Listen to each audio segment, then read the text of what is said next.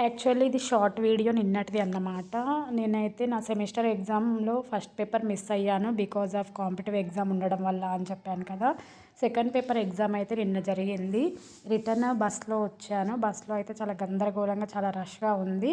వచ్చిన తర్వాత ఎలాంటి మహిళకైనా కూడా అసలు ఇంటి పనులు తప్పవు కదండీ! చదువుకుంటున్నా, లేకపోతే జాబ్ చేసినా, లేకపోతే ఇంట్లో ఉన్న సాధారణ మహిళగా ఇంటి పనులైతే తప్పవు కదా! వచ్చి రాగానే వాటర్ పెట్టేసుకొని గిన్నెలు క్లీన్ చేసేసుకొని, ఇల్లు క్లీన్ చేసేసుకొని వంటైతే చేసేసాను. నాకైతే చాలా జలుబు చేసింది. సడెన్‌గా అసలు గొంతు చేంజ్ అయింది. ఎల్లిపాయ కారం చేసుకుందామని ఎల్లిపాయ కారం అయితే చేశాను. ఎల్లిపాయ కారం డిఫరెంట్ వేస్‌గా చేస్తారు. నాకైతే ఓపిక లేక కారప్పొడితో చేశాను. వెల్లుల్లి, కారప్పొడి, మిరియాలు, జీలకర్ర కలిపి మామూలుగా డ్రై రోస్ట్ చేసేసి దాన్ని మిక్సీ చేశాను. మిక్స్ చేసిన తర్వాత దాన్ని పోపు పెట్టేసాను. పోపులో జస్ట్ ఆవాలు వేసేసాను. తర్వాత ఓవైపు అన్నం ఉడుకుతా ఉంది. నాకైతే అసలు గొంతయితే చాలా అంటే చాలా చేంజ్ అయిపోయిందండి.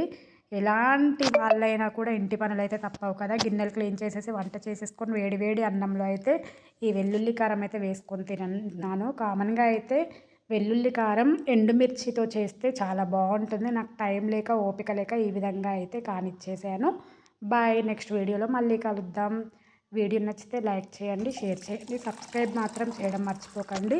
అలాగే గొంతు నొప్పిగా ఉందని చెప్పేసి నేను ఈ విధంగా వేడి నీళ్ళు తాగాను. వేడి వాటర్ వేడి చేసుకొని వాటర్ తాగాను. మీకు కూడా గొంతు ఇలా అనిపిస్తే వేడి వాటర్ తాగండి. ఓకేనా? Thanks for watching.